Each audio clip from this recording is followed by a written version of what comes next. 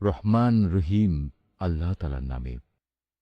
আমার জন্য এমন কি অজুহাত থাকতে পারে যে যিনি স্বয়ং আমাকে পয়দা করেছেন এবং যার দিকে তোমাদের সবাইকে একদিন ফিরে যেতে হবে, আমি তার ইবাদত করব না? আমি কি তাকে বাদ দিয়ে অন্য কোনো মাবুদ গ্রহণ করতে যাব? অথচ দয়াময় আল্লাহ তাআলা যদি আমার কোনো ক্ষতি করতে চান, তাহলে ওদের কোনো সুপারিশই তো আমার কোনো কাজে আসবে না, না তারা কেউ আমাকে ক্ষতি থেকে উদ্ধার করতে পারবে। এ সত্ত্বেও যদি আমি এমন কিছু করি, তাহলে আমি সুস্পষ্ট গুমরাহিতে নিমজ্জিত হয়ে যাব। আমি তো এ গুমরাহির বদলে তোমাদের মালিকের উপরই ঈমান এনেছি। অতএব তোমরা আমার কথা শোনো। এ ব্যক্তিটির আল্লাহর পথে নিহত হওয়ার পর তাকে বলা হলো, যাও, তুমি গিয়ে এবার জান্নাতে প্রবেশ করো। সেখানে গিয়ে জান্নাতের নিয়ামত দেখে সে বলল, আফসোস, যদি আমার জাতি এ কথাটা জানতে পারত। আমার মালিক আমাকে মাফ করে দিয়েছেন এবং আমাকে তিনি সম্মানিত মানুষদের দলে শামিল করে নিয়েছেন। তার হত্যাকাণ্ডের পর তাদের শায়েস্তা করার জন্যে আমি তার জাতির উপর আসমান থেকে কোনো বাহিনী পাঠাইনি, না এ ক্ষুদ্র কীটদের শাস্তি দেওয়ার জন্যে আমার তেমন কোনো বাহিনী পাঠানোর প্রয়োজন ছিল। আমি যা করেছি তা ছিল একটিমাত্র বিকট গর্জন, তাতেই ওরা সবাই নিথর নিস্তব্ধ হয়ে গেল। বড়ই আফসোস এমন সব বান্দাদের উপর, তাদের কাছে এমন একজন রসুলও আসেনি যাদের তারা ঠাট্টা বিদ্রূপ করেনি। তারা কি এ বিষয়টি লক্ষ্য করেনি যে তাদের আগে আমি কত জাতিকে বিনাশ করে দিয়েছি, যারা কোনোদিনই আর তাদের দিকে ফিরে আসবে না, বরং তাদের সবাইকে একদিন আমার সামনে এনে জড়ো করা হবে। তাদের শিক্ষার জন্য আমার কুদরতের একটি নিদর্শন হচ্ছে এই মৃত জমিন, যাকে আমি আসমান থেকে পানি বর্ষণ করে জীবন দান করি এবং তা থেকে শস্য দানা বের করে আনি। তা থেকেই তারা নিজ নিজ অংশ ভক্ষণ করে। আমি তাতে আরো সৃষ্টি করি নানা প্রকার খেজুর ও আঙুরের বাগান, উদ্ভাবন করি অসংখ্য নদীনালার প্রস্রবণ, যাতে করে তারা এর ফলমূল উপভোগ করতে পারে। আসলে এগুলোর কোনোটাই তো তাদের হাতের সৃষ্টি নয়। এত সত্ত্বেও কি তারা কৃতজ্ঞতা আদায় করবে না? পবিত্র ও মহান সে সত্তা, যিনি সব কিছুকে জোড়ায় জোড়ায় পয়দা করেছেন, চাইতে জমিনের উৎপন্ন উদ্ভিদ থেকে হোক কিংবা হোক স্বয়ং তাদের নিজেদের থেকে, অথবা এমন সব সৃষ্টি থেকে হোক যাদের সম্পর্কে মানুষ এখনো আদৌ কিছু জানেই না। তাদের জন্যে আমার আরেকটি নিদর্শন হচ্ছে এই রাত। আমি তা থেকে দিনকে অপসারিত করি, ফলে এরা সবাই একসময় অন্ধকারে আচ্ছন্ন হয়ে পড়ে। সূর্য তার জন্য নির্ধারিত সুনির্দিষ্ট গণ্ডির মাঝে আবর্তন করে। এটা হচ্ছে মহাপরাক্রমশালী সর্বজ্ঞ আল্লাহ তাআলারই সুনির্ধারিত নিয়ন্ত্রণ ব্যবস্থা। আরও রয়েছে চাঁদ, তার জন্য আমি বিভিন্ন কক্ষ নির্ধারণ করেছি। কক্ষ পরিক্রমণের সময় ছোট হতে হতে তা একসময় এমন ক্ষীণ হয়ে পড়ে যেন তা পুরনো খেজুরের একটি পাতলা ডাল। সূর্যের এ ক্ষমতা নেই যে সে চাঁদকে নাগালের মাঝে পাবে, না রাত দিনকে ডিঙিয়ে আগে চলে যেতে পারবে। মূলত চাঁদ, সুরুজ সহ এরা প্রত্যেকেই শূন্য লোকে সাঁতার কেটে চলেছে। তাদের জন্য আরেকটি নিদর্শন হচ্ছে, আমি তাদের বংশধরদের এক সময়ে একটি ভরা নৌযানে আরোহণ করিয়েছিলাম। তাদের নিজেদের জন্য সে নৌকার মতো যানবাহন আমি সৃষ্টি করেছিলাম, যাতে মাল সম্পদ সহ তারা আরোহণ করছে। অথচ আমি চাইলে মাল সামানা সহ এদের সবাইকে ডুবিয়ে দিতে পারি। সে অবস্থায় তাদের ফরিয়াদ শোনার মতো কেউই থাকবে না, না এদের তখন উদ্ধার করা হবে। হ্যাঁ, একমাত্র আমার অনুগ্রহই ছিল যা তাদের নিজ নিজ মঞ্জিলে পৌঁছে দিয়েছিল, এবং এটা ছিল এক সুনির্দিষ্ট কাল পর্যন্ত এ বৈষয়িক সম্পদ উপভোগ করার সুযোগ। যখন তাদের বলা হয়, তোমরা তোমাদের সামনে যে আযাব রয়েছে তাকে ভয় করো, ভয় করো যা কিছু পেছনে আছে তাকেও, আশা করা যায় তোমাদের উপর দয়া করা হবে। তাদের মালিকের নিদর্শন সমূহ থেকে তাদের কাছে এমন কোনো নিদর্শন আসেনি যা থেকে তারা মুখ ফিরিয়ে নেয়নি। এমনি ভাবে যখন তাদের বলা হয়, আল্লাহ তাআলা তোমাদের যে জীবনোপকরণ দিয়েছেন তা থেকে কিছু অংশ অন্যদের জন্য ব্যয় করো, তখন এ কাফিররা ঈমানদারদের বলে, আমরা কেন তাদের খাওয়াতে যাব যাদের আল্লাহ তাআলা ইচ্ছে করলে নিজেই খাবার দিতে পারতেন? হে নবী, তুমি বলো, আসলেই তোমরা সুস্পষ্ট গুমরাহিতে নিমজ্জিত আছো। তারা বলে, তোমরা যদি সত্যবাদী হও তাহলে বলো কিয়ামতের এ প্রতিশ্রুতি কবে পূর্ণ হবে। এসব প্রশ্নের মাধ্যমে এরা আসলে যে বিষয়টির জন্য অপেক্ষা করছে তা তো হবে একটি মহাগর্জন। তা এদের হঠাৎ করে পাকড়াও করবে এবং তখনও দেখা যাবে তারা এ ব্যাপারে বাক বিতণ্ডা করেই চলেছে। এই সময় তারা শেষ ওসিয়তটুকু পর্যন্ত করে যেতে সক্ষম হবে না, না তাদের আপন পরিবার পরিজনদের কাছে আর কোনোদিন ফিরিয়ে আনা হবে। যখন দ্বিতীয়বার সিঙায় ফুৎকার দেওয়া হবে তখন মানুষগুলো সব নিজেদের কবর থেকে বেরিয়ে নিজেদের মালিকের দিকে ছুটতে থাকবে। তারা হতভম্ব হয়ে একে অপরকে বলবে, হায় কপাল আমাদের, কে আমাদের ঘুম থেকে এমনি করে জাগিয়ে তুলল। এ সময় ফেরেশতারা বলবে, এ হচ্ছে তাই কিয়ামত, দয়াময় আল্লাহ তাআলা তোমাদের কাছে যার ওয়াদা করেছিলেন। নবী রসুলরাও এ ব্যাপারে সত্য কথা বলেছিলেন। মূলত এ কিয়ামত অনুষ্ঠানটি সিঙার এক মহা গর্জন ছাড়া আর কিছুই নয়। এই গর্জনের পর সাথে সাথে সবাইকে হাসরের ময়দানে আমার সামনে এনে হাজির করা হবে। অতঃপর ঘোষণা হবে, আজ কারো প্রতি বিন্দু মাত্র জুলুম করা হবে না। আজ তোমাদের শুধু সেটুকুই প্রতিদান দেয়া হবে যা তোমরা দুনিয়ায় করে এসেছ। সেদিন অবশ্যই জান্নাতের অধিবাসীরা মহা আনন্দে বিভোর থাকবে। তারা এবং তাদের সঙ্গী সঙ্গিনীরা আরশের সুশীতল ছায়ায় সুসজ্জিত আসনের উপর হেলান দিয়ে বসে থাকবে। সেখানে তাদের জন্য মজুদ থাকবে নানা প্রকারের ফলমূল, আরো থাকবে তাদের জন্য তাদের কাঙ্ক্ষিত ও বাঞ্ছিত সব কিছু। পরম দয়ালু মালিকের পক্ষ থেকে তাদের স্বাগত জানিয়ে বলা হবে, তোমাদের উপর সালাম বর্ষিত হোক। অপরদিকে পাপীদের বলা হবে, হে অপরাধীরা, তোমরা আজ আমার ইমানদার বান্দাদের কাছ থেকে আলাদা হয়ে যাও। হে বনি আদম, আমি কি তোমাদের এ মর্মে নির্দেশ দেইনি যে তোমরা শয়তানের গোলামি করো না? কেননা সে হচ্ছে তোমাদের প্রকাশ্য দুশমন। আমি কি তোমাদের এই কথা বলিনি তোমরা শুধু আমারই ইবাদত করো? কেননা এটি হচ্ছে সহজ সরল পথ। আর শয়তান সে তো তোমাদের আগেও অনেক লোককে এভাবে পথভ্রষ্ট করে দিয়েছিল, তা দেখেও কি তোমরা বুঝতে পারলে না? হ্যাঁ, এ হচ্ছে সেই জাহান্নাম যার ওয়াদা তোমাদের সাথে বারবার করা হয়েছিল।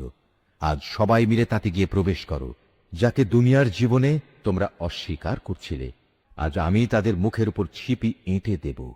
আজ তাদের হাতগুলো আমার সাথে কথা বলবে, তাদের পাগুলো আমার কাছে সাক্ষ্য দেবে এরা কি কাজ করে এসেছে।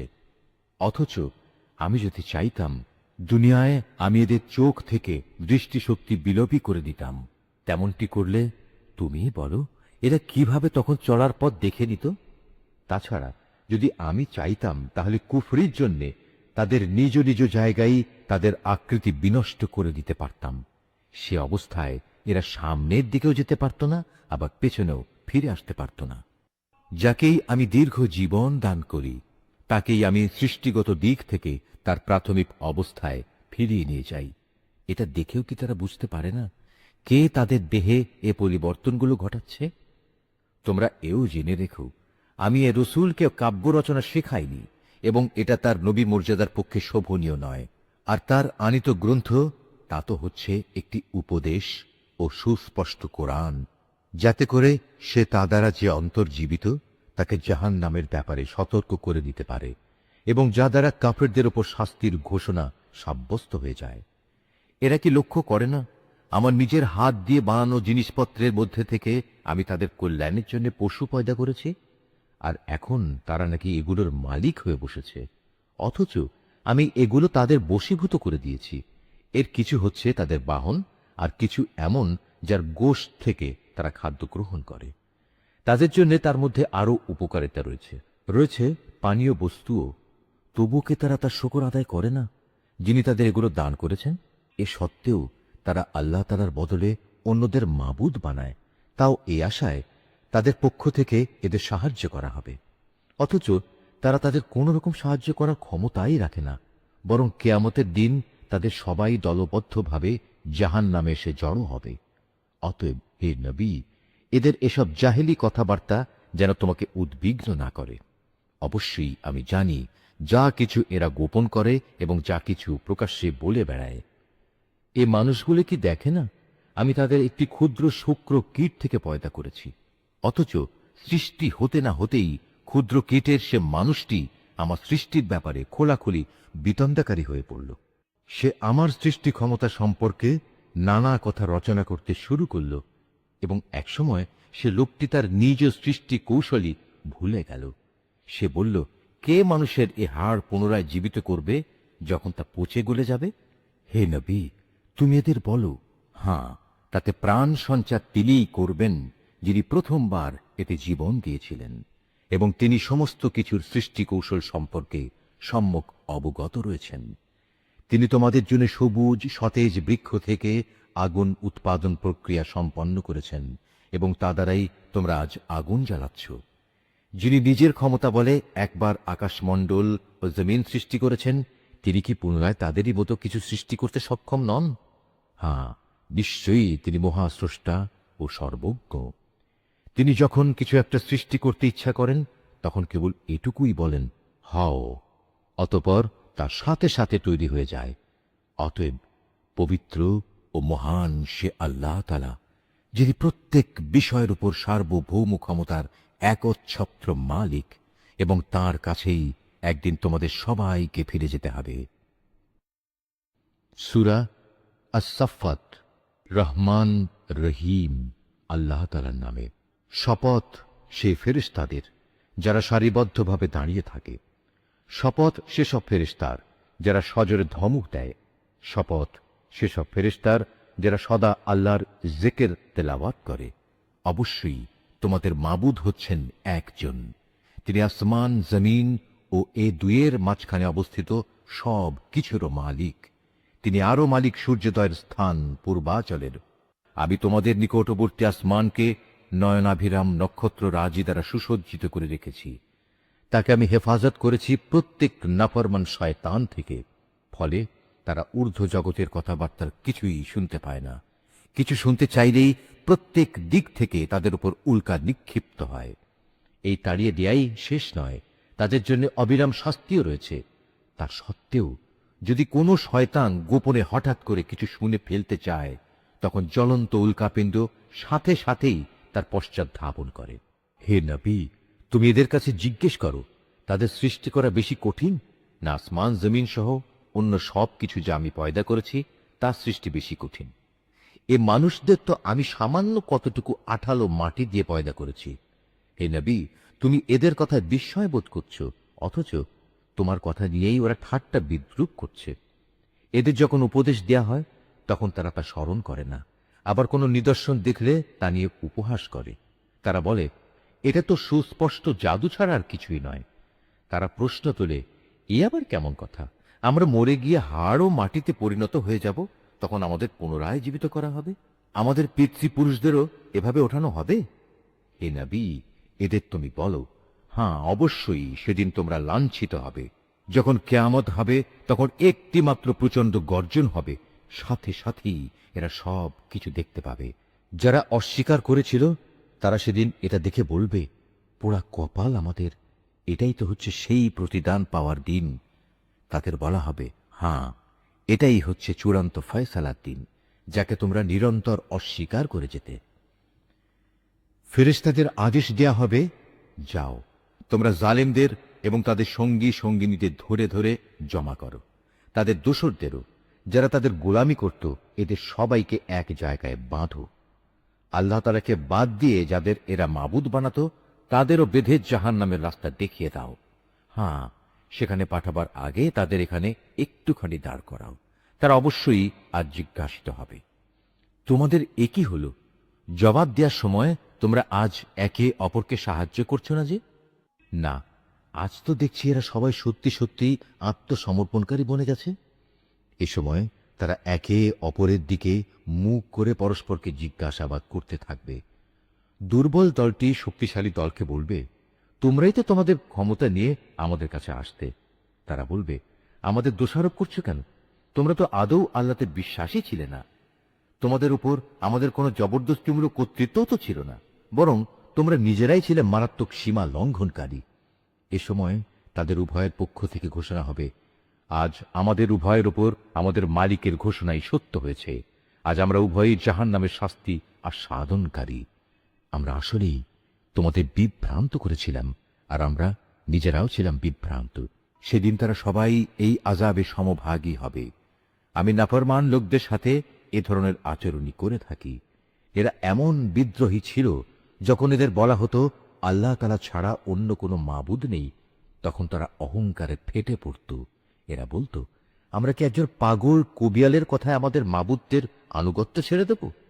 অথচ আমার নবী কোনো কাব্য নিয়ে আসেনি, বরং সে এসেছে সত্য দিন নিয়ে, এবং সে আগের নবীদের সত্যতাও স্বীকার করছে।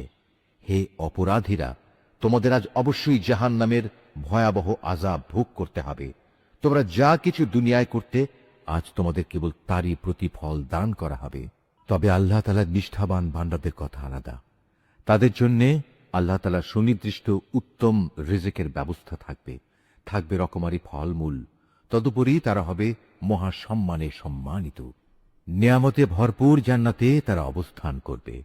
তারা পরস্পর মুখোমুখি হয়ে মর্যাদার আসনে সমাসীন থাকবে। ঘুরে ঘুরে বিশুদ্ধ সুরা তাদের পরিবেশন করা হবে, শুভ্র ও সমুজ্জ্বল, যা হবে পানকারীদের জন্য সুস্বাদু। তাতে কোনো রকম মাথা ঘুরানির মতো ক্ষতিকর কিছু থাকবে না, এবং তার কারণে তারা মাতালও হবে না। তাদের সাথে আরও থাকবে সলজ্জ, নম্র ও আয়াতলোচনা তরুণীরা। তারা যেন সযত্নে লুকিয়ে রাখা ডিমের মতো উজ্জ্বল গৌর বর্ণ সুন্দরী। অতঃপর এর জান্নাতের অধিবাসীরা একজন আরেকজনের দিকে ফিরে নিজেদের হাল অবস্থা জিজ্ঞেস করবে। এ সময় তাদের মাঝ থেকে একজন বলে উঠবে, হ্যাঁ, দুনিয়ার জীবনে আমার একজন সাথী ছিল, যে আশ্চর্য হয়েই আমাকে বলতো, তুমিও কি কিয়ামত বিশ্বাসীদের একজন? তুমিও কি বিশ্বাস করো আমরা যখন মরে যাব এবং যখন হাড্ডি ও মাটিতে পরিণত হয়ে যাব, তখন আমরা পুনরুত্থিত হব এবং আমাদের সবাইকে আমাদের কাজকর্মের প্রতিফল দেয়া হবে? এ সময়ে আল্লাহর পক্ষ থেকে ডাক আসবে, আচ্ছা, তোমরা কি একটু উঁকি দিয়ে তোমাদের সে সাথীকে এক নজর দেখতে চাও? অতঃপর সে একটু ঝুঁকে তাকে দেখতে পাবে। সে রয়েছে জাহান্নামের ঠিক মাঝখানে। তাকে আযাবে জ্বলতে দেখে সে বলবে, আল্লাহ তাআলার কসম, দুনিয়াতে তুমি তো আমাকে প্রায় ধ্বংসই করে ফেলছিলে। আমার উপর আমার মালিকের অনুগ্রহ না থাকলে আমিও আজ তোমার মতো আযাবে গ্রেপ্তার করা এই লোকদের দলে শামিল থাকতাম। হ্যাঁ, এখন তো আমাদের আর মৃত্যু হবে না। অবশ্য আমাদের প্রথম মৃত্যুর কথা আলাদা। এখন তো আমাদের আর কোন রকম আযাবও দেয়া হবে না। সমস্বরে তারা সবাই বলবে, অবশ্যই এটা হচ্ছে এক বড় ধরনের সাফল্য। এ ধরনের মহা সাফল্যের জন্য কর্ম সম্পাদনকারীদের অবশ্যই কাজ করে যাওয়া উচিত। বলতো, আল্লাহর বান্দাদের জন্য এই মেহমানদারি ভালো, না আযাবের জাক্কুম বৃক্ষ ভালো? জালেমদের জন্য আমি তার বিপদ স্বরূপ বানিয়ে রেখেছি। মূলত তা হচ্ছে এমন একটি গাছ যা জাহান্নামের তলদেশ থেকে উদ্গত হয়। তার ফলগুলো এমন বিশ্রী, মনে হবে তা বুঝি এক একটা শয়তানের মাথা। যারা জাহান্নামের অধিবাসী তারা এ থেকেই ভক্ষণ করবে এবং এ দিয়েই তাদের পেট ভর্তি করবে। অতঃপর তার উপর ফুটন্ত পানি ও পুঁজ মিলিয়ে তাদের পান করার জন্য দেয়া হবে। তারপর নিঃসন্দেহে তাদের প্রত্যাবর্তন স্থান হবে অতলান্ত জাহান্নামের দিকে। নিঃসন্দেহে তারা তাদের পিতামাতাকে গোমরাহ হিসেবে পেয়েছে। তারপরেও নির্বিচারে তারা তাদের গোমরাহ পিতামাতাদের পদাঙ্ক অনুসরণ করে চলেছে। তাদের আগে তাদের পূর্ববর্তীদের অধিকাংশ লোকও এভাবে গোমরাহ হয়ে গিয়েছিল। তাদের মধ্যেও আমি সতর্ককারী নবী পাঠিয়েছিলাম। অতএব হে নবী, তুমি একবার চেয়ে দেখো, যাদের এভাবে সতর্ক করা হয়েছিল তাদের কি ভয়াবহ পরিণাম হয়েছে। অবশ্য আল্লাহ তাআলার নিষ্ঠাবান বান্দাদের কথা আলাদা। তারা আযাব থেকে একান্ত নিরাপদ। একসময় নূহ সাহায্য চেয়ে আমাকে ডেকেছিল। তার জন্য কত উত্তম সাড়া দানকারী ছিলাম আমি। তাকে এবং তার পরিবার পরিজনদের আমি এক মহা সংকট থেকে উদ্ধার করেছি। তারই বংশধরদের আমি দুনিয়ার বুকে অবশিষ্ট রেখে দিয়েছি। অনাগত মানুষদের মাঝে আমি তার উত্তম স্মরণ অব্যাহত রেখেছি। সৃষ্টিকুলের মাঝে নূহের উপর সালাম বর্ষিত হোক। অবশ্যই আমি এভাবে সৎ কর্মপরায়ণশীলদের পুরস্কৃত করি। নিঃসন্দেহে সে ছিল আমার মোমেন বান্দাদের অন্যতম। অতঃপর তার জাতির অবশিষ্ট কাফের সকলকে আমি বন্যার পানিতে ডুবিয়ে দিয়েছি। নূহের পথ অনুসারী দলের মাঝে ইব্রাহিমও ছিল একজন। যখন সে বিশুদ্ধ মনে তার মালিকের কাছে হাজির হয়েছিল, যখন সে তার পিতা ও তার জাতিকে জিজ্ঞেস করেছিল, হায়, তোমরা সবাই এসব কিসের পূজা করছো? তোমরা কি আল্লাহকে বাদ দিয়ে মন গড়া মাবুদদেরই পেতে চাও? বলো, এ সৃষ্টিকুলের মালিক সম্পর্কে তোমাদের ধারণা কি? অতঃপর সে একবার সত্যের সন্ধানে তারকা রাজির দিকে তাকালো। অতঃপর বলল, সত্যি আমি অসুস্থ। অতঃপর লোকেরা তার থেকে নিরাশ হয়ে সবাই চলে গেল। পরে সে চুপি চুপি তাদের দেবতাদের মন্দিরের কাছে গেল এবং দেবতাদের প্রতি তামাশার ছলে বলল, কি ব্যাপার, এত প্রসাদ এখানে পড়ে আছে, তোমরা খাচ্ছ না যে? এ কি হলো তোমাদের? তোমরা কি কথাও বলো না? অতঃপর সে ওদের উপর সবলে আঘাত হানল। লোকেরা যখন এটা শুনল, তখন তারা দৌড়াতে দৌড়াতে তার দিকে ছুটে এলো। তাকে এ বিষয়ে জিজ্ঞেস করলে সে বলল, তোমরা কি এমন কিছুর পূজা করো যাদের তোমরা নিজেরাই পাথর খোদাই করে নির্মাণ করো, অথচ আল্লাহ তাআলাই তোমাদের সৃষ্টি করেছেন এবং সৃষ্টি করেছেন তোমরা যা কিছু মাবুদ বানাও তাদেরও? এ কথা শুনে তারা একজন আরেকজনকে বলল, তার জন্য একটি অগ্নিকুণ্ড প্রস্তুত করো এবং তাতে আগুন জ্বালাও। অতঃপর সে জ্বলন্ত আগুনে তাকে নিক্ষেপ করো। তারা এর মাধ্যমে আসলে তার বিরুদ্ধে একটা ষড়যন্ত্র আঁটতে চেয়েছিল, কিন্তু আমি তাদের চক্রান্ত ব্যর্থ ও হীন করে দিলাম। এবার সে বলল, আমি এবার আমার মালিকের রাস্তার দিকে বেরিয়ে পড়লাম। আমি বিশ্বাস করি অবশ্যই তিনি আমাকে সঠিক পথে পরিচালিত করবেন। অতঃপর সে আল্লাহ তাআলার দরবারে দোয়া করল, হে আমার মালিক, আমাকে তুমি একজন নেক সন্তান দান করো। এরপর আমি তাকে একজন ধৈর্যশীল পুত্রের সুসংবাদ দিলাম। সে যখন তার পিতার সাথে দৌড়াদৌড়ি করার মতো বয়সের অবস্থায় উপনীত হল, তখন সে ছেলেকে বলল, হে বৎস, আমি স্বপ্নে দেখি আমি যেন তোমাকে জবাই করছি। বলো, এ ব্যাপারে তোমার অভিমত কি? স্বপ্নের কথা শুনে সে বলল, হে আমার স্নেহপরায়ণ আব্বাজান, আপনাকে যা আদেশ করা হয়েছে আপনি অবিলম্বে তা পালন করুন। ইনশাআল্লাহ আপনি আমাকে এ সময়ও ধৈর্যশীলদের মাঝে পাবেন। অতঃপর যখন তারা পিতা পুত্র দুজনেই আল্লাহ তাআলার ইচ্ছার সামনে আত্মসমর্পণ করল এবং সে তাকে জবাই করার উদ্দেশ্যে কাত করে শুইয়ে দিল, তখন আমি তাকে ডাক দিয়ে বললাম, হে ইব্রাহিম, তুমি আমার দেখানো স্বপ্ন সত্য প্রমাণ করেছ। আমি তোমাদের উভয়কে মর্যাদাবান করব। মূলত আমি এভাবেই সৎ কর্মশীল মানুষদের পুরস্কার দিয়ে থাকি। এটা ছিল তাদের উভয়ের জন্য একটা সুস্পষ্ট পরীক্ষা মাত্র। এ কারণেই আমি তার ছেলের পরিবর্তে আমার নিজের পক্ষ থেকে একটা বড় কোরবানির জন্তু সেখানে দান করলাম।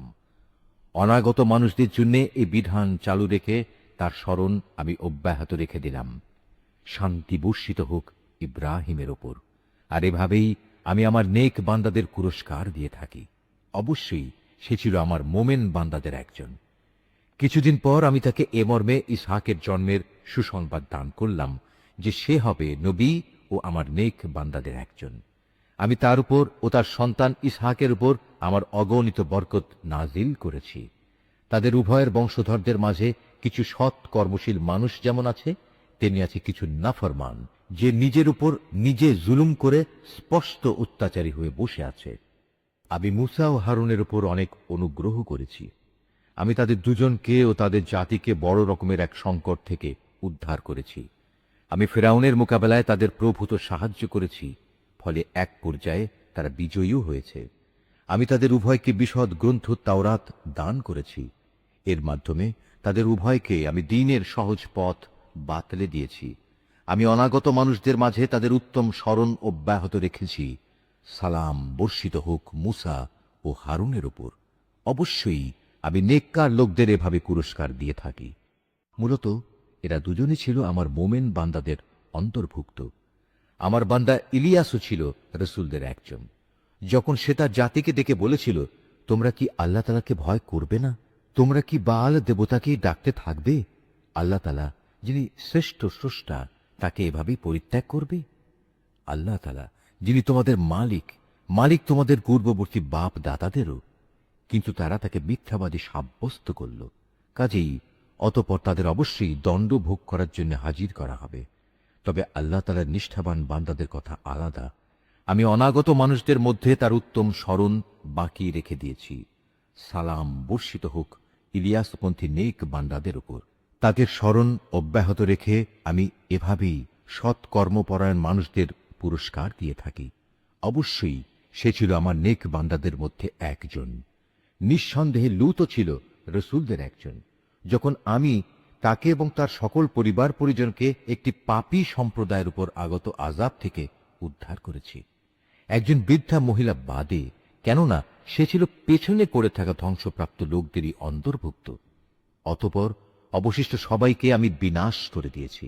তোমরা তো ভ্রমণের সময় তাদের সে ধ্বংসাবশেষগুলোর উপর দিয়েই ভোরবেলায় পথ অতিক্রম করে থাকো। অতিক্রম করো প্রতি সন্ধ্যা ও রাতের বেলায়। তবুও কি তোমরা এই ঘটনা থেকে কিছু শিক্ষা গ্রহণ করবে না? ইউনুসও ছিল রসূলদের একজন। এটা সে সময়ের কথা যখন সে পালিয়ে গিয়ে একটি মাল ভর্তি নৌযানে পৌঁছল। নৌকাটি অচল হয়ে যাওয়ায় আরোহীদের মাঝে এ অলক্ষণী ব্যক্তি কে, অতঃপর লটারির মাধ্যমে তা পরীক্ষা করা হলো এবং ফলাফল অনুযায়ী সে ইউনুসই অলক্ষণে অপরাধী সাব্যস্ত হল। অতঃপর একটি বড় আকারের মাছ এসে তাকে গিলে ফেলল। এই অবস্থায় সে মাছের পেটে বসে নিজেকে ধিক্কার দিতে লাগল। যদি সে তখন আল্লাহ তাআলার পবিত্রতা ও মাহাত্ম্য ঘোষণা না করত, তাহলে তাকে তার পেটে কিয়ামত পর্যন্ত কাটাতে হতো। অতঃপর আমি তাকে মাছের পেট থেকে বের করে একটি গাছপালাহীন প্রান্তরে নিক্ষেপ করলাম। এ সময় সে অসুস্থ হয়ে পড়েছিল। সেখানে তার উপর ছায়া দান করার জন্য আমি একটি লতা বিশিষ্ট লাউ গাছ উদ্গত করলাম। অতঃপর তাকে আমি 1,00,000 লোকের জনবসতির কাছে নবী বানিয়ে পাঠালাম, বরং এ সংখ্যা অন্য হিসেবে ছিল আরো বেশি। এরপর তারা তার উপর ঈমান আনল, ফলে আমিও তাদের একটি সুনির্দিষ্ট সময় পর্যন্ত জীবন উপভোগ করতে দিলাম। হে নবী, এদের তুমি জিজ্ঞেস করো, তারা কি মনে করে তোমাদের মালিকের জন্য রয়েছে কন্যা সন্তান আর তাদের জন্য রয়েছে সব পুত্র সন্তান? আমি কি ফেরেশতাদের মহিলা করেই বানিয়েছিলাম এবং বানাবার সময় তারা কি সেখানে উপস্থিত ছিল? সাবধান, তারা কিন্তু এসব কথা নিজেরা নিজেদের মন থেকেই বানিয়ে বলে। আল্লাহ তাআলা সন্তান জন্ম দিয়েছেন, আসলে ওরা হচ্ছে সুস্পষ্ট মিথ্যাবাদী।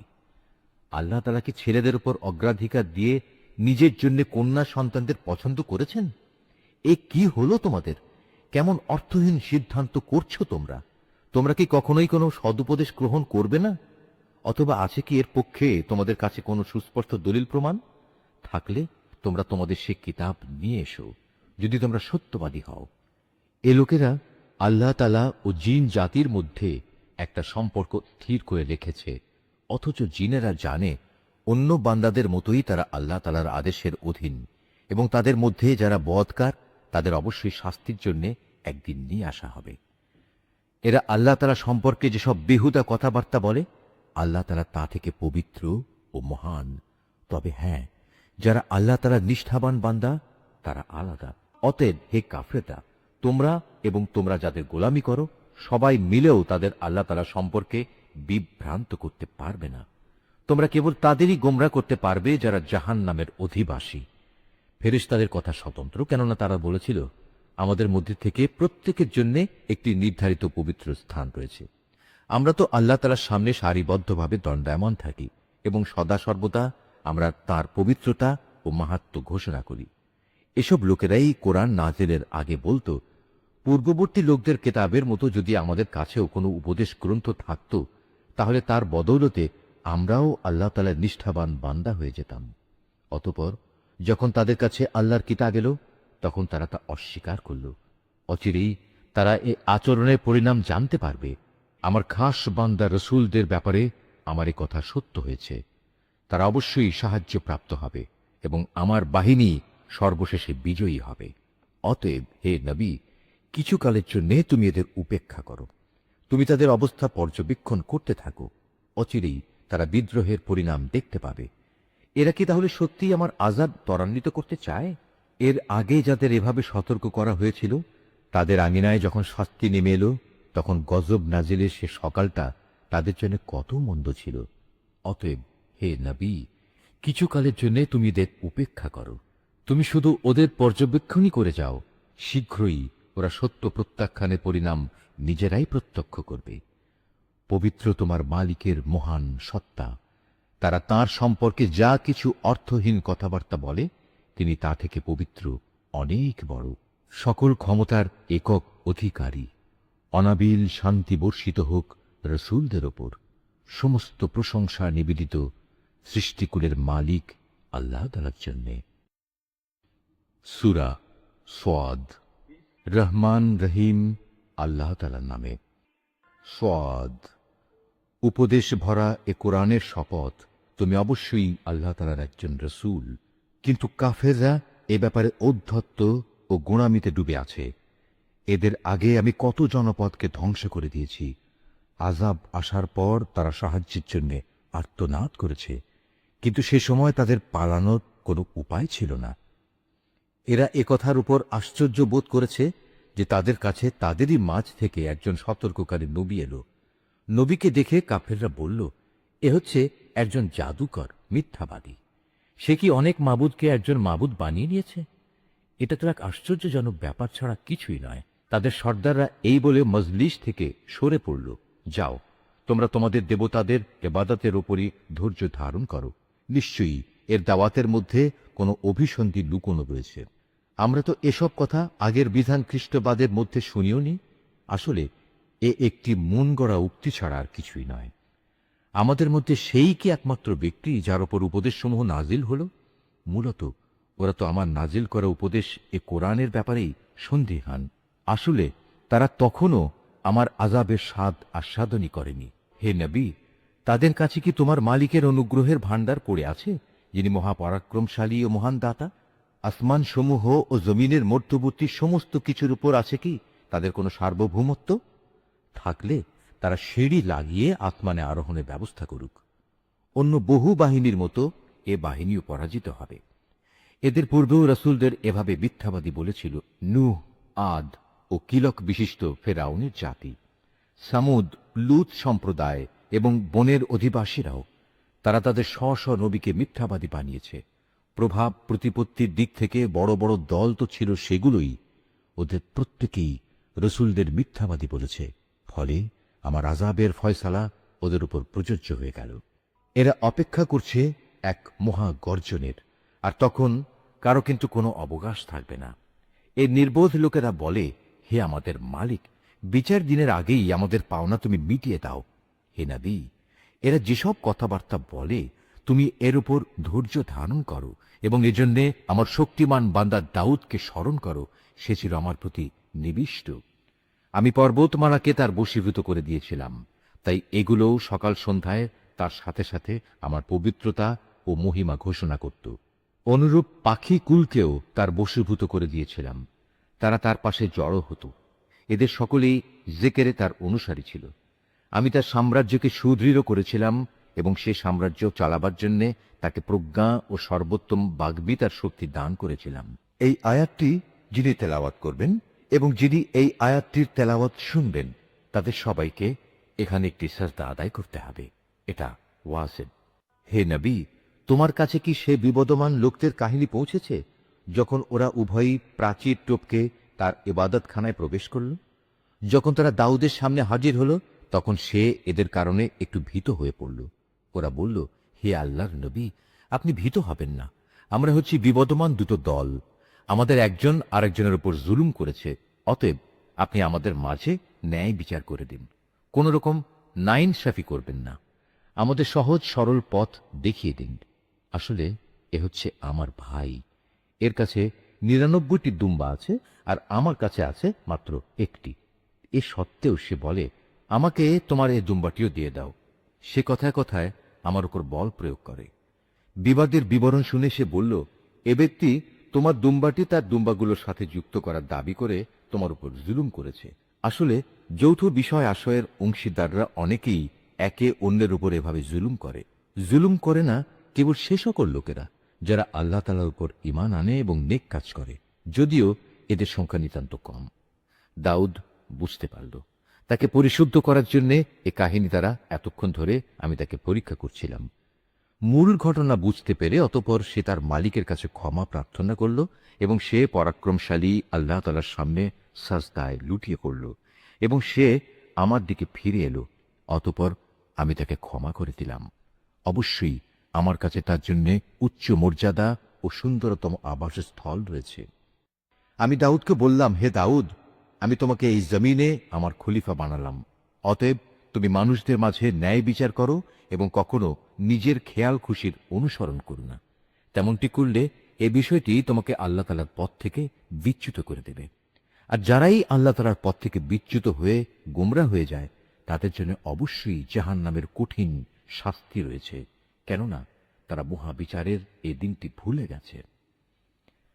আমি আসমান, জমিন এবং এ উভয়ের মধ্যবর্তী স্থানে যা কিছু আছে তার কোনো কিছুই অনর্থক সৃষ্টি করিনি। এটা তো সেসব মূর্খ লোকদের ধারণা যারা সৃষ্টিকর্তাকেই অস্বীকার করে। আর যারা এভাবে অস্বীকার করেছে তাদের জন্য জাহান্নামের দুর্ভোগ রয়েছে। যারা ঈমান এনেছে এবং নেক কাজ করেছে, আমি কি তাদের সেসব লোকের মতো করে দেব যারা জমিনে বিপর্যয়কারী সেজে বসে আছে? অথবা আমি কি পরহেজগার লোকদের গুনাহগারদের মতো একই দলভুক্ত করব? আমি এ মোবারক গ্রন্থটি তোমার উপর নাজিল করেছি যাতে করে মানুষ এর আয়াতসমূহের ব্যাপারে চিন্তা গবেষণা করতে এবং জ্ঞানবান লোকেরা তা থেকে উপদেশ গ্রহণ করতে পারে। আমি দাউদকে ছেলে হিসেবে সুলাইমান দান করেছি। সে ছিল আমার উত্তম একজন বান্দা। সে অবশ্যই ছিল তার মালিকের প্রতি নিষ্ঠাবান। এক অপরাহ্নে যখন তার সামনে দ্রুতগামী ও উৎকৃষ্ট কয়েকটি ঘোড়া পেশ করা হলো, তখন সে বলল, আমি তো আমার মালিকের স্মরণ ভুলে এদের প্রীতিতে মজে গিয়েছিলাম। এদিকে দেখতে দেখতে সূর্যও প্রায় ডুবে গেছে। নামাজের কথা চিন্তা না করে সে বলল, কোথায় সে ঘোড়া? সেগুলো আমার সামনে নিয়ে এসো। এগুলো আনা হলে সেগুলোর পা ও গলদেশ সমূহে স্নেহের হাত বুলিয়ে দিল এবং এদের ভালোবাসায় নামাজ ভুলে যাওয়ার জন্য দুঃখ প্রকাশ করল। আমি নানাভাবেই সুলাইমানকে পরীক্ষা করেছি। একবার তার সিংহাসনের উপর একটি নিষ্প্রাণ দেহ আমি রেখে দিয়েছিলাম, যাতে করে সে আমার ক্ষমতা বুঝতে পারে। অতঃপর সে আরো বেশি আমার দিকে ফিরে এলো। সে আরো বলল, হে আমার মালিক, যদি আমি কোনো ভুল করি তুমি আমাকে ক্ষমা করো।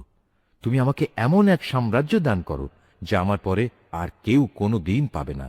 তুমি নিশ্চয়ই মহাদাতা। সে অনুযায়ী তখন আমি বাতাসকেও তার অধীন করে দিলাম। তা তার ইচ্ছা অনুযায়ী অবাধে তাকে নিয়ে সেখানেই নিয়ে যেত যেখানে সে যেতে চাইত। জিনদেরও তার অনুগত বানিয়ে দিলাম, যারা ছিল প্রাসাদ নির্মাণকারী ও সমুদ্রের ডুবুরি। শৃঙ্খলিত অন্যান্য আরো অনেককেও আমি তার অধীন করে দিয়েছিলাম। আমি বললাম, এ সবই হচ্ছে আমার দান। এ থেকে তুমি অন্যদের কিছু দাও কিংবা নিজের কাছে রাখো, এর জন্য তোমাকে কোনো হিসাব দিতে হবে না। অবশ্যই তার জন্য আমার কাছে রয়েছে উঁচু মর্যাদা ও সুন্দর নিবাস। হে নবী, তুমি আমার বান্দা আইয়ুবের কথা স্মরণ করো, যখন সে তার মালিককে ডেকে বলেছিল, হে আল্লাহ, শয়তান তো আমাকে যন্ত্রণা ও কষ্টে ফেলে দিয়েছে। আমি বললাম, তুমি তোমার পা দিয়ে ভূমিতে আঘাত করো। জমিনে আঘাত করার পর যখন পানির একটি কূপ বেরিয়ে এলো, তখন আমি আইয়ুবকে বললাম, এ হচ্ছে তোমার পরিষ্কার করা ও পান করার উপযোগী পানি। আমি তার সাথে তার পরিবার পরিজন ও তাদের সাথে একই পরিমাণ অনুগ্রহ দান করলাম। এটা ছিল আমার রহমতের নিদর্শন ও জ্ঞানবান মানুষদের জন্য উপদেশ। আমি তাকে বললাম, তুমি তোমার হাতে এক মুঠো তৃণলতা নাও এবং তা দিয়ে তোমার স্ত্রীর শরীরে মৃদু আঘাত করো। তুমি কখনো শপথ ভঙ্গ করো না। নিঃসন্দেহে আমি তাকে ধৈর্যশীল পেয়েছি। কত উত্তম বান্দা ছিল সে। সে ছিল আমার প্রতি নিবেদিত। হে নবী, তুমি আমার বান্দাদের মধ্যে ইব্রাহিম, ইসহাক ও ইয়াকুবকে স্মরণ করো। ওরা সবাই ছিল শক্তিশালী ও সূক্ষ্মদর্শী। আমি একটি বিশেষ ব্যাপারে এই পরকাল দিবসের স্মরণ গুণের কারণে তাদের নেতৃত্বের জন্য নির্দিষ্ট করে নিয়েছিলাম। অবশ্যই এরা সবাই ছিল আমার কাছে মনোনীত উত্তম বান্দাদের অন্তর্ভুক্ত। হে নবী, তুমি আরো স্মরণ করো ইসমাইল, ইয়াসা ও জুলকিফলের কথা। এরাও সবাই ভালো মানুষের অন্তর্ভুক্ত ছিল। এই বিবরণ হচ্ছে একটি মহৎ দৃষ্টান্ত। অবশ্যই পরহেজগার লোকদের জন্য উত্তম আবাসের ব্যবস্থা রয়েছে। সে উত্তম আবাস হচ্ছে চিরস্থায়ী এক জান্নাত, যার দরজা হামেশাই তাদের জন্য উন্মুক্ত থাকবে। সেখানে তারা আসীন হবে হেলান দিয়ে। সেখানে তারা পর্যাপ্ত পরিমাণ ফলমূল ও পানীয় সরবরাহের আদেশ দেবে। তাদের পাশে আরো থাকবে আনত নয়না সমবয়স্কা তরুণীরা। হে ঈমানদাররা, এ হচ্ছে সেসব নিয়ামত যা তোমাদের বিচার দিনে দান করার প্রতিশ্রুতি দেয়া হচ্ছে। এ হচ্ছে আমার দেয়া রিজক, যা কখনো নিঃশেষ হবে না। এ তো হলো নেককারদের পরিণাম। অপরদিকে বিদ্রোহী পাপীদের জন্য থাকবে নিকৃষ্টতম ঠিকানা, জাহান্নাম, যেখানে তারা গিয়ে প্রবেশ করবে। কত নিকৃষ্ট নিবাস এটি! এ হচ্ছে তাদের পরিণাম। অতএব এবার তারা জাহান্নামের ফুটন্ত পানি ও পুঁজ আস্বাদন করুক। তাদের জন্য রয়েছে এ ধরনের আরো বীভৎস শাস্তি। যখন দলপতিরা অনুসারীদের জাহান্নামের দিকে আসতে দেখবে, তখন বলবে, এ হচ্ছে আরেকটি বাহিনী যারা তোমাদের সাথে জাহান্নামে প্রবেশ করার জন্য তেড়ে আসছে। আল্লাহ তাআলার অভিসম্পাদ তাদের ওপর। তাদের জন্য কোন রকম অভিনন্দনের ব্যবস্থা এখানে নেই। এরা জাহান্নামে গিয়ে পতিত হবে। তারা দলপতিদের বলবে, বরং তোমাদের উপরও আল্লাহর পক্ষ থেকে অনুরূপ অভিসম্পাদ। আজ এখানে তোমাদের জন্য তো কোনো অভিনন্দন নেই। তোমরাই তো আমাদের এ মহা বিপদের সম্মুখীন করেছ।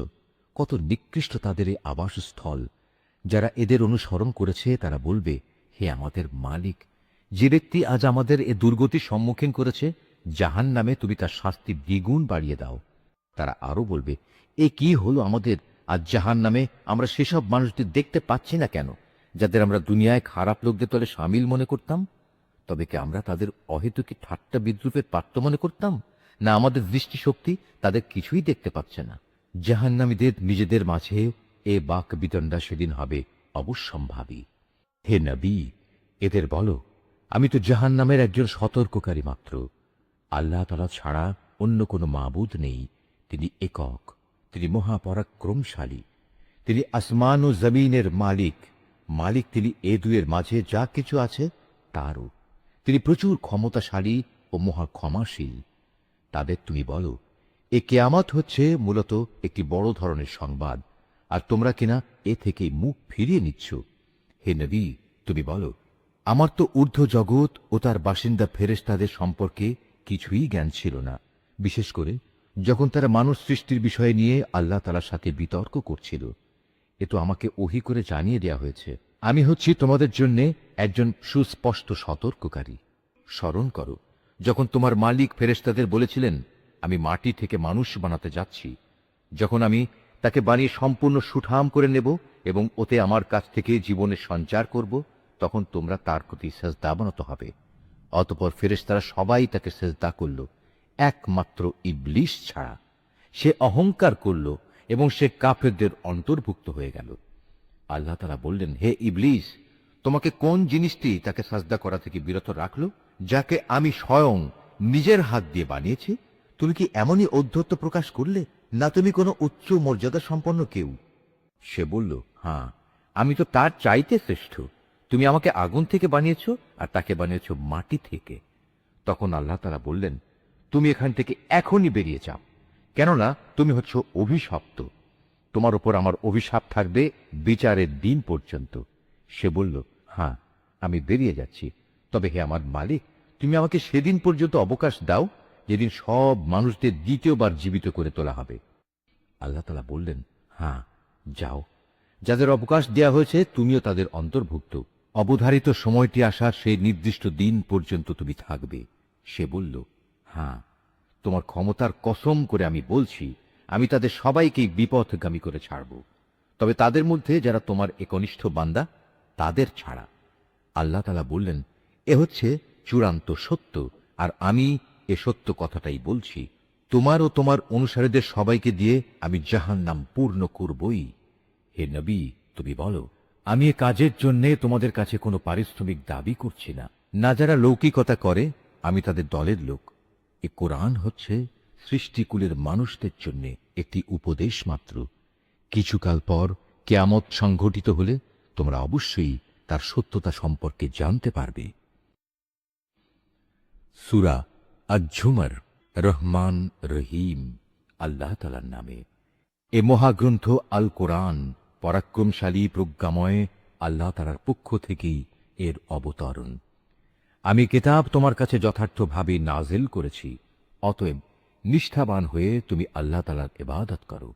জেনে রেখো, একনিষ্ঠ ইবাদত আল্লাহ তাআলার জন্যই নিবেদিত হওয়া উচিত। যারা আল্লাহ তাআলার বদলে অন্যদের অভিভাবক হিসেবে গ্রহণ করে, তারা বলে, আমরা তো এদের ইবাদত এছাড়া অন্য কোনো কারণে করি না যে এরা আমাদের আল্লাহ তাআলার নিকটবর্তী করে দেয়। কিন্তু তারা যেসব বিষয় নিয়ে মতভেদ করছে, নিশ্চয়ই আল্লাহ তাআলা কিয়ামতের দিন সে বিষয়ের ফয়সালা করে দেবেন। অবশ্যই আল্লাহ তাআলা এমন লোককে হেদায়েত করেন না যে মিথ্যাবাদী ও অকৃতজ্ঞ। আল্লাহ তাআলা যদি সন্তান গ্রহণ করতেই চাইতেন, তাহলে তিনি তার সৃষ্টির মাঝ থেকে যাকে ইচ্ছা তাকেই বাছাই করতে পারতেন। তার সত্তা অনেক পবিত্র, তিনি আল্লাহ তাআলা, তিনি একক ও মহাপরাক্রমশালী। তিনি আসমান ও জমিন সুপরিকল্পিতভাবে সৃষ্টি করেছেন।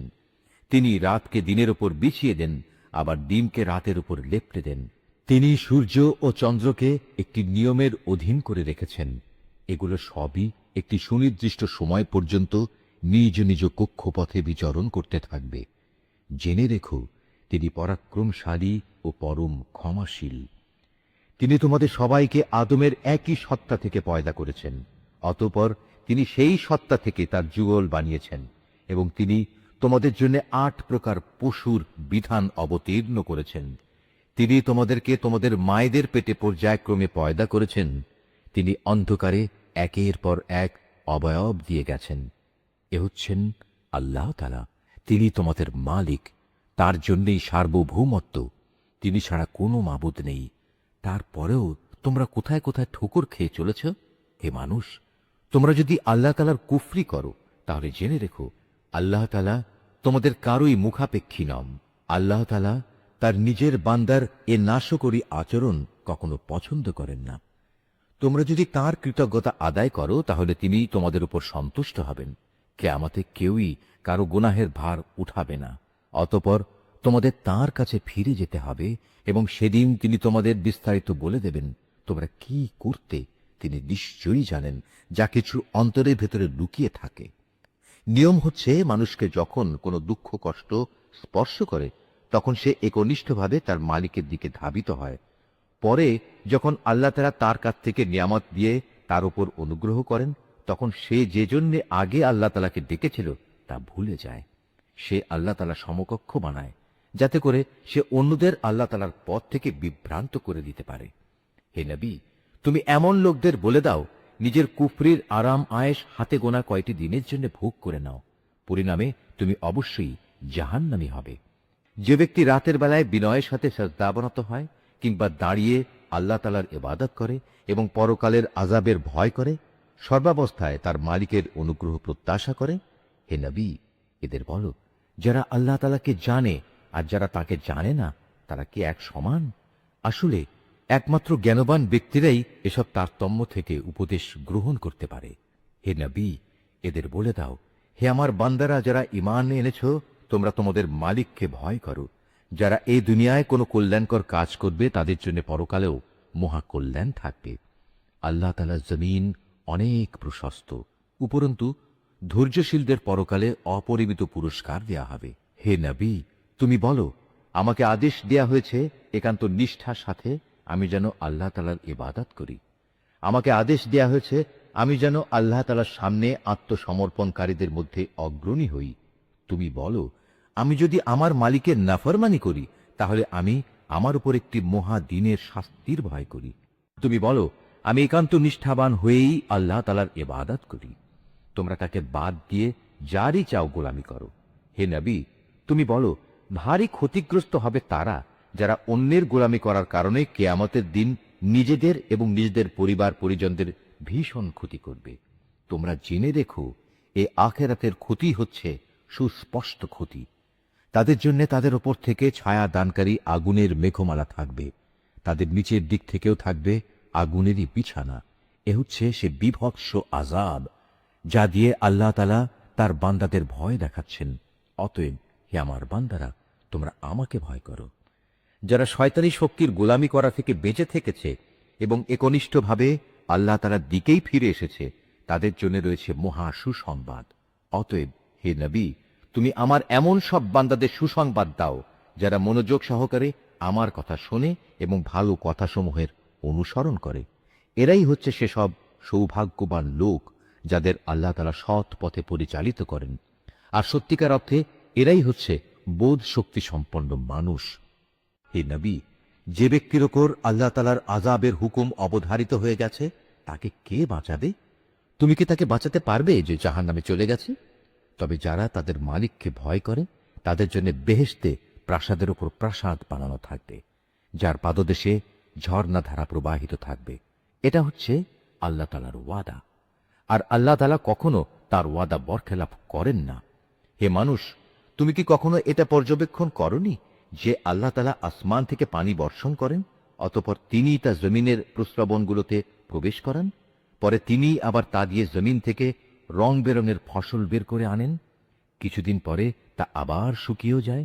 ফলে তোমরা তাকে পীত বর্ণের ফসল হিসেবে দেখতে পাও। অতঃপর তিনি তাকে আবার খড়কুটায় পরিণত করেন। অবশ্যই এতে এই নিয়মের মধ্যে জ্ঞানবানদের জন্য বড় রকমের উপদেশ রয়েছে। অতঃপর তুমি বলো, হে নবী, যার অন্তরকে আল্লাহ তাআলা ইসলামের জন্য উন্মুক্ত করে দিয়েছেন, সে ব্যক্তি তার প্রতিপালকের পক্ষ থেকে পাওয়া একটি হেদায়েতের নূরের উপর রয়েছে। দুর্ভোগ হচ্ছে সেসব লোকের জন্য যাদের অন্তর আল্লাহ তাআলার স্মরণ থেকে কঠোর হয়ে গেছে। মূলত এরাই সুস্পষ্ট গুমরাহিতে নিমজ্জিত রয়েছে। আল্লাহ তাআলা সর্বোৎকৃষ্ট বাণী নাজিল করেছেন, তা এমন উৎকৃষ্ট কেতাব যার প্রতিটি বাণী পরস্পরের সাথে সামঞ্জস্যশীল, অভিন্ন, যেখানে আল্লাহর ওয়াদাগুলো বারবার পেশ করা হয়েছে। যারা তাদের মালিককে ভয় করে, এ কেতাব শোনার ফলে তাদের চামড়া ও শরীর কেঁপে ওঠে। অতঃপর তাদের দেহ ও মন বিগলিত হয়ে আল্লাহ তাআলার স্মরণে ঝুঁকে পড়ে। এ কেতাব হচ্ছে আল্লাহ তাআলার হেদায়েত। এর দ্বারা তিনি যাকে চান তাকে সঠিক পথ দেখান। আল্লাহ তাআলা যাকে গুমরাহ করেন তার আসলেই কোনো পথ প্রদর্শক নেই। যে ব্যক্তি কিয়ামতের দিন তার মুখের দ্বারা কঠিন শাস্তি ঠেকাতে চাইবে, সে কি তার মতো হবে যাকে সে শাস্তি থেকে নিরাপদ রাখা হয়েছে? সেদিন জালেমদের বলা হবে, তোমরা দুনিয়ায় যা কামাই করেছিলে আজ তারই মজা ভোগ করো। তাদের আগের লোকেরাও নবীদের উপর মিথ্যা আরোপ করেছে, আর এমন দিক থেকে আল্লাহ তাআলার আযাব তাদের উপর এসে তাদের গ্রাস করল যে তারা টেরই পায়নি। অতঃপর আল্লাহ তাআলা তাদের দুনিয়ার জীবনে অপমানিত করলেন। তাদের জন্য আখিরাতের আযাব হবে আরো গুরুতর। কত ভালো হতো যদি তারা কথাটা জানত। আমি কোরআনে মানুষদের বোঝানোর জন্য ছোট বড় সব ধরনের উদাহরণই পেশ করেছি, যাতে করে তারা উপদেশ গ্রহণ করতে পারে। এ কোরআন আমি বিশুদ্ধ আরবি ভাষায় নাজিল করেছি। এতে কোনো জটিলতা নেই। এর উদ্দেশ্য যেন তারা আল্লাহ তাআলার নাফরমানি থেকে বাঁচতে পারে। আল্লাহ তাআলা তোমাদের বোঝার জন্য একটি উদাহরণ উপস্থাপন করেছেন। উদাহরণটি হচ্ছে দুজন মানুষের। এদের একজন মানুষ হচ্ছে গোলাম, যার বেশ কজন মালিক রয়েছে, যারা আবার পরস্পর বিরোধী, প্রত্যেকেই গোলামটিকে নিজের দিকে টানতে চাচ্ছে।